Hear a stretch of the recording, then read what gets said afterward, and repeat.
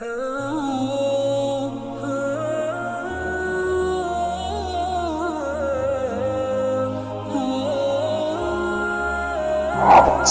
our YouTube channel and watch our videos. الحمد لله وكفى وسلام على عباده الذين اصطفى أما بعد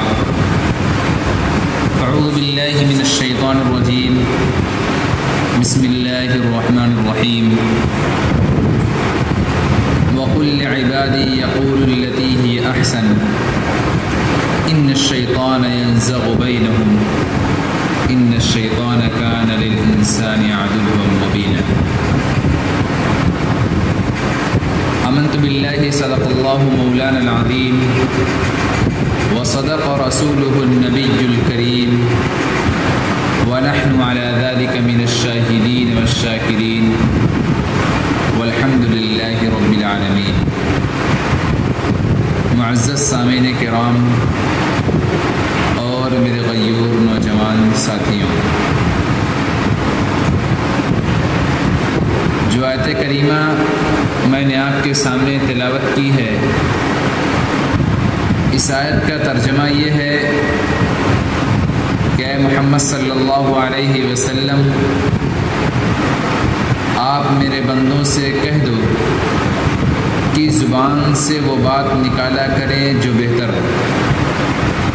دراصل یہ شیطان ہے جو ان کے درمیان پھوٹ ڈالتا ہے۔ شیطان انسان کا کھلا دشمن۔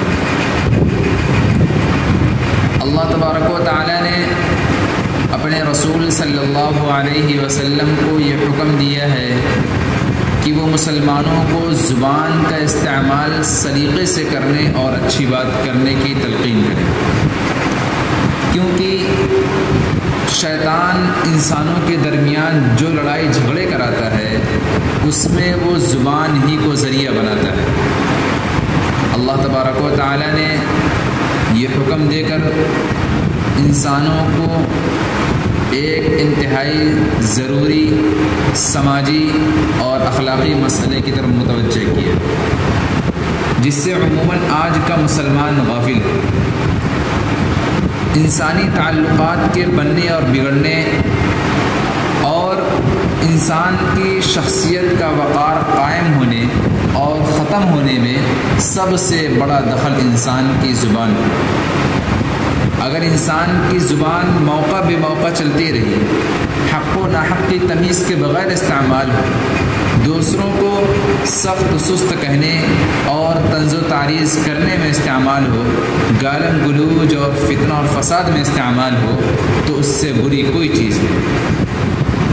اس سے بہتر تو وہ گونگا ہے جس کی زبان بند ہے یا جس کے پاس زبان نہیں ہے، کم از کم دوسرے لوگ اس کی زبان کی برائی سے اور اس کے مکر سے تو محفوظ ہیں۔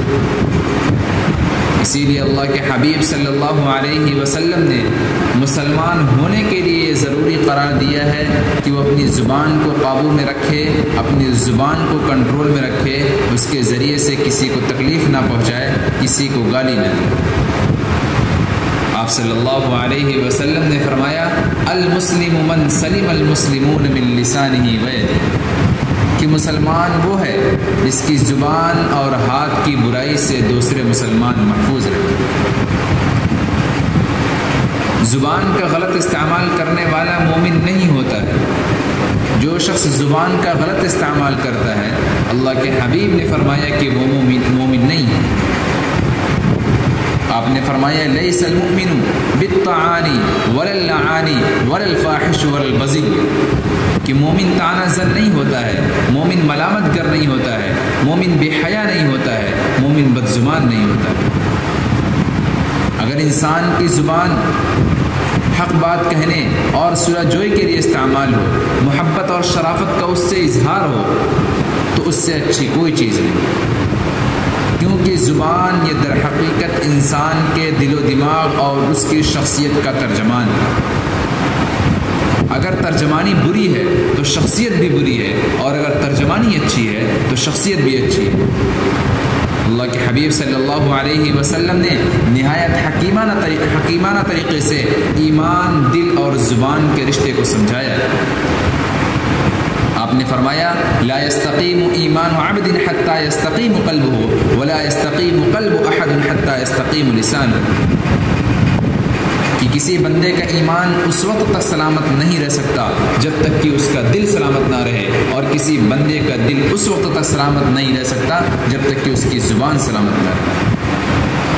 یعنی ایمان کی سلامتی کے لیے دل کی سلامتی ضروری ہے، اور دل کی سلامتی کے لیے زبان کی سلامتی ضروری ہے، اور کیونکہ ایمان یہ دل کی کیفیت کا نام ہے اور دل کی کیفیت کا اظہار زبان سے ہوتا ہے، اسی لیے جب تک انسان خاموش رہتا ہے اس کی شخصیت کے بارے میں دوسروں کو اندازہ نہیں ہوتا ہے، اور جب وہ بولتا ہے تو اپنے دل کی ترجمانی کرتا ہے، اور عقل مند لوگ اس کے بارے میں اچھی اور بری رائے قائم کرتے ہیں۔ اسی لیے عقل مندوں کو زبان کا استعمال بہت سوچ سمجھ کر کرنا چاہیے، بغیر سوچے سمجھے اپنی زبان سے کبھی کوئی بات نہیں نکالنی چاہیے۔ بڑا حکیمانہ مقولہ ہے کہ عقل مند کی زبان اس کے دل میں ہوتی ہے اور بیوقوف کا دل اس کی زبان پر ہوتا ہے۔ اس کا وقار، اس کا مرتبہ صرف لوگوں کے سامنے ہی نہیں بنتا اور بگڑتا ہے، بلکہ اللہ کے سامنے بھی انسان کا بھرم اس کی زبان کی وجہ سے ہوتا ہے۔ اللہ کے حبیب صلی اللہ علیہ وسلم نے فرمایا کہ بندہ اللہ کی خوشنودی کے لیے کوئی ایسی بات کہتا ہے جسے وہ خود اہمیت نہیں دیتا ہے، جسے وہ خود کوئی بڑی بات نہیں سمجھتا ہے، لیکن اللہ تبارک و تعالیٰ اس کے اس بات کی وجہ سے، اس کے کہنے کی وجہ سے جنت کے اندر اس کا وہ مقام کر دیتے ہیں، اس کو اس مقام پر پہنچا دیتے ہیں کہ وہ کبھی سوچ بھی نہیں سکتا ہے۔ اور اسی کے برعکس جب بندہ اللہ کی ناراضگی کا کوئی ایسا جملہ، کوئی ایسی بات اپنی زبان سے نکالتا ہے جسے وہ خود اہمیت نہیں دیتا ہے، جسے وہ بہت بڑی بات نہیں سمجھتا ہے، لیکن اللہ تبارک و تعالیٰ اس کے بات کی وجہ سے، اس کے کہنے کی وجہ سے اس کو جہنم میں پہنچا دیتے ہیں۔ سلیمان خطیب نے حدیث رسول کی ترجمانی کرتے ہوئے کہا کہ بات ہیرا ہے، بات موتی ہے، بات لاکھوں کی لاج ہوتی ہے، بات پھولوں کا باغ ہوتی ہے، بات سینے کا داغ ہوتی ہے، بات خیر و ثواب ہوتی ہے، بات قہر و عذاب ہوتی ہے، بات برگ گلاب ہوتی ہے، باغ تیغ عتاب ہوتی ہے، بات کہتے ہیں رب ارنی کو، بات ام الکتاب ہوتی ہے، اور بات ہر بات کو نہیں کہتے، بات مشکل سے بات ہوتی ہے۔ بہت سے لوگوں کی زبان قینچی کی طرح چلتی ہے، نفرت، عداوت، بغض، حسد، کینہ، کپٹ، منافقت کے الفاظ استعمال کرنے میں انہیں اللہ کا خوف نہیں ہوتا ہے، دل آزاری اور توہین و تذلیل کے جملے استعمال کر کے وہ سکون پاتے ہیں۔ تو ایسے لوگوں کو ضرور یہ یاد رکھنا چاہیے کہ کل قیامت کے دن اللہ کے دربار میں ان کی زبان ان کے خلاف گواہی دے گی اور یہ کہے گی کہ اے اللہ، اس نے مجھے تیرے حکم کے خلاف استعمال کیا تھا۔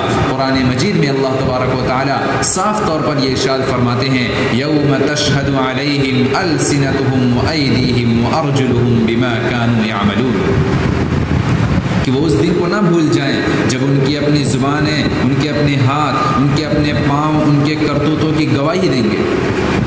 اسلامی تعلیمات میں سے ایک اہم تعلیم یہ ہے کہ انسان یا تو اچھی بات کرے یا خاموش رہے۔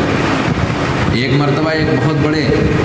مرتبہ امام ابو حنیفہ بیٹھے ہوئے تھے اور ان کے سامنے کوئی صاحب آئے جو پگڑی لگائے ہوئے تھے اور جبہ پہنے ہوئے تھے۔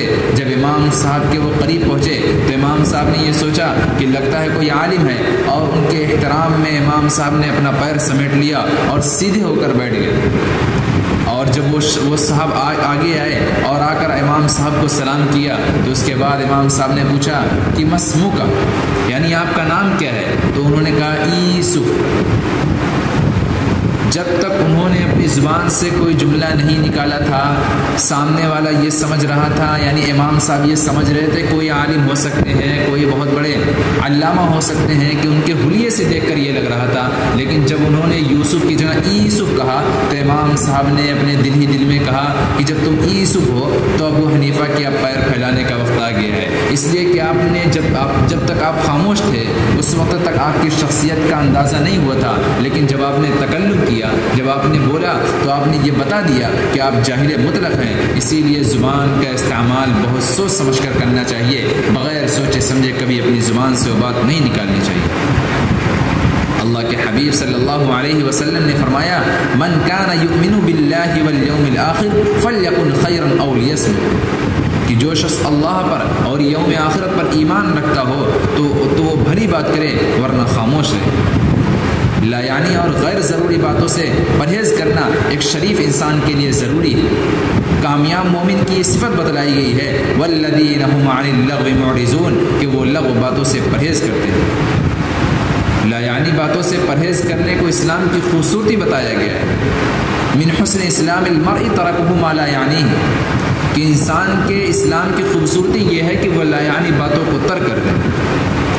انسانی زندگی میں چھوٹی اور بڑی باتوں پر اختلافات ہوتے ہیں، اور کبھی کبھی حالات اتنے بگڑ جاتے ہیں کہ جنگ و جدال کی نوبت آ جاتی ہے، اور ان سب کی ابتدا زبان درازی اور تلخ کلامی سے ہوتی ہے۔ اور کبھی ایسا ہوتا ہے کہ ناحق مومنوں کو چھیڑا جاتا ہے تاکہ ان کو پریشان کیا جائے، اور اگر وہ رد عمل کا اظہار کریں، اپنے بچاؤ کے لیے ہاتھ پیر چلائیں، تو ان سے لڑائی جھگڑا کیا جاتا ہے۔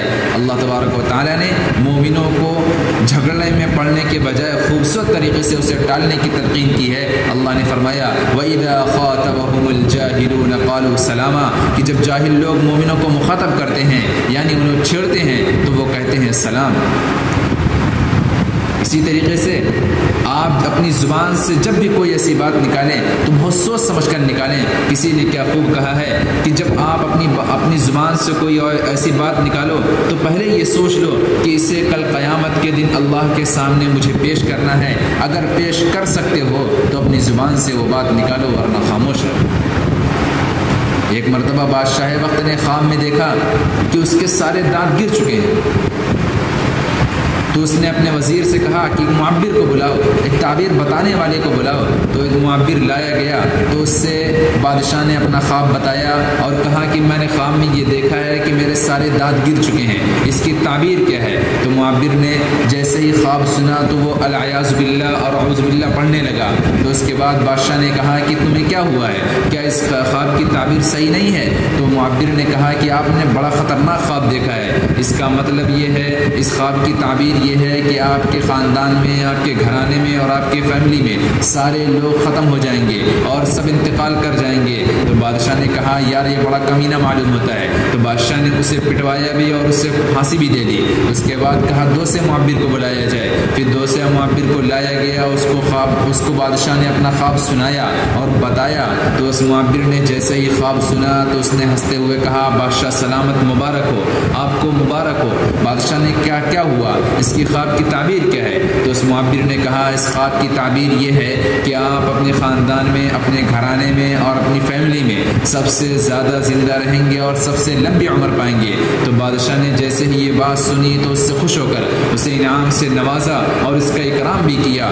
دونوں نے بات ایک ہی کہی تھی، کہنے کا انداز الگ تھا، کہنے کا سلیقہ الگ تھا، طرز گفتگو الگ تھا، اسی لیے ایک کو پھانسی دے دی گئی اور دوسرے کو انعام سے نواز دیا گیا۔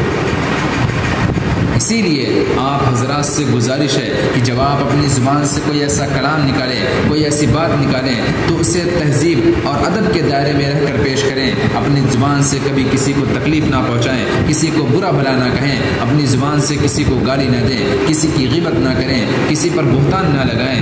جب تک آپ اپنی زبان کا صحیح طریقے سے استعمال کرتے رہیں گے آپ ہمیشہ گناہوں سے بچتے رہیں گے۔ لیکن اگر آپ نے غلط طریقے سے اپنی زبان کو استعمال کیا تو اللہ کے حبیب صلی اللہ علیہ وسلم نے فرمایا کہ اس زبان کی وجہ سے کتنے لوگ ایسے ہوں گے جو جہنم میں چلے جائیں گے۔ اسی لیے زبان کا استعمال بہت سوچ سمجھ کر کرنا چاہیے۔ یہ زبان اتنی چھوٹی سی ہے، کہہ کر اپنی بات تو وہ اندر چلی جاتی ہے، لیکن مار کھانا اور پٹنا تو بدن کو پڑتا ہے۔ اسی لیے زبان کا استعمال بہت سوچ سمجھ کر کریں۔ اللہ تبارک و تعالی ہمیں اور آپ کو زبان کا استعمال سوچ سمجھ کر اور سلیقے سے کرنے کی توفیق عطا فرمائے۔ آمین۔ وآخر دعوانا ان الحمد للہ